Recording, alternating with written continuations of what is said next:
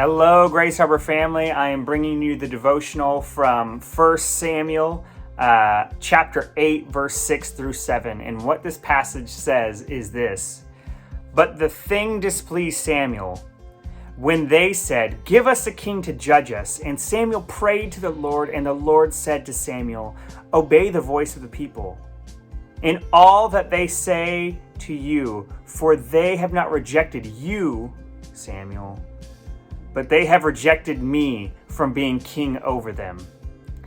Now, at this point in Samuel's life, he's been serving as judge to the Israelites on behalf of God into his old age. And the Israelites have given this request to Samuel saying, "We want to be under the subject of a king." Why? Because they looked around and they saw all these other nations around them with a king who sat on a throne with a crown on their head, and they wanted the exact same thing. The Israelites saw this and said, "Hey, we want a king to lead us out into battle instead of us praying to God as we go out into battle. And instead of us just being led by God into a battle, we want a king to lead us. We want a symbol." And Samuel tries to convince them otherwise, saying, "Hey, if you just understood what it would mean for you to have a king, these are the things that you'd be subject to." They still rejected his advice, and they were granted the king by God. Now, you and I have similar things going on in our lives as a people in Israel at this moment. You and I look at things that other people, God has granted things in their life. You see the house that somebody else has. You see the family or the marriage or the car or the lifestyle or whatever it is. You see something else in somebody else's life and you say, "God, that would be best for me too. I think I need that. I want that. That's what I need." And the thing is that God has a plan for your life, and it is unique to you, right? No one else is just like you. Not even if you have an identical twin as someone just like you.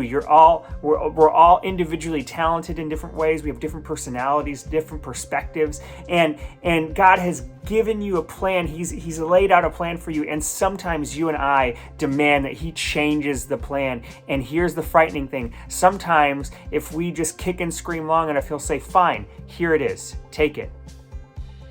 And what seems like a blessing to us is actually judgment passed down by God. If you don't believe me, look at how Israel ends up after they have their kings.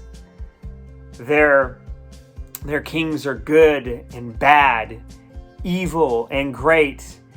Their people die. Their people are captured.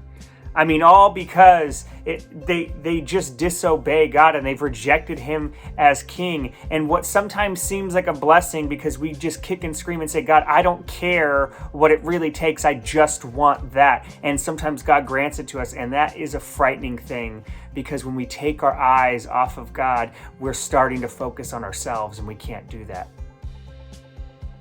You are only saved through the grace of your Father in heaven. You're only saved by the blood of Jesus Christ.